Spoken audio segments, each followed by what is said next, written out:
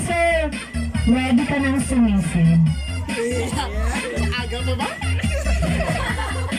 Sir, okay lang talaga. Okay lang sa'yo.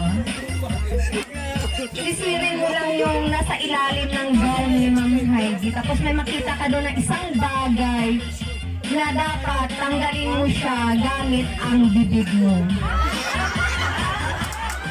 Kaya? Kaya lang, sir. Ha? Kaya yan, sir. Si Ma'am Heidi nga nakasmile lang eh.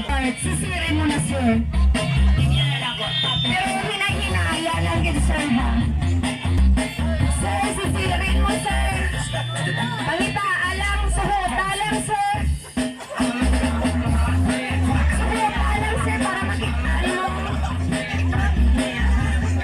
Ma'am Tagu, isa, sir, Ma'am Tagu. Si sir sa dalong sanggol. Sir, wala ka na idea sa sir. Sisiin ang girl, sir.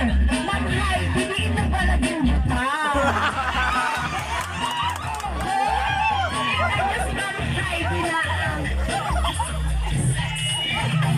Sir, wala pa din siya nakita ni Sir. Sir, paningkamot lang ba? Kaya si Ma'am Heidi maning lang man. Kumusta ka na da, sir? Wala ka din, sir? Sir, dito malalaman kung gaano ka kagaling. Maghanap. Sir, okay ka lang talaga dyan? Wala kingdom na si Ma'am Heidi. Wala kini mo nakit-answer? Lumayo kita magtago si Ma'am Heidi ay. Pagdating siguro sa biyaya, mayo man magtago si Ma'am Heidi. Sir, nakakahinga ka pa ba dyan? Mukha yata ang init-init na dyan.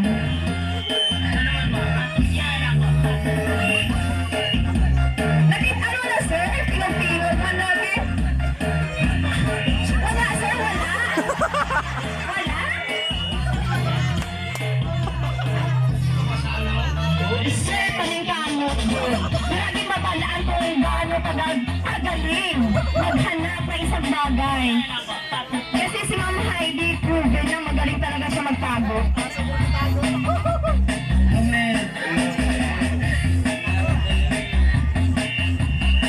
Ma'am Heidi, di mo palaging tago. Huwag naman sa loob-looban. Yung medyo makita naman ng Sir Robert. Huwag mo naman masyadong pahirapan yan, oh.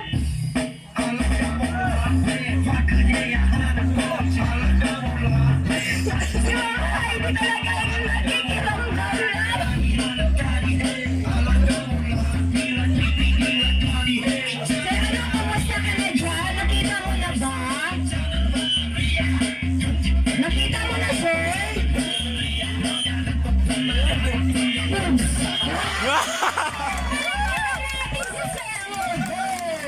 Hindi lang pala si Ma'am Heidi magaling magtago.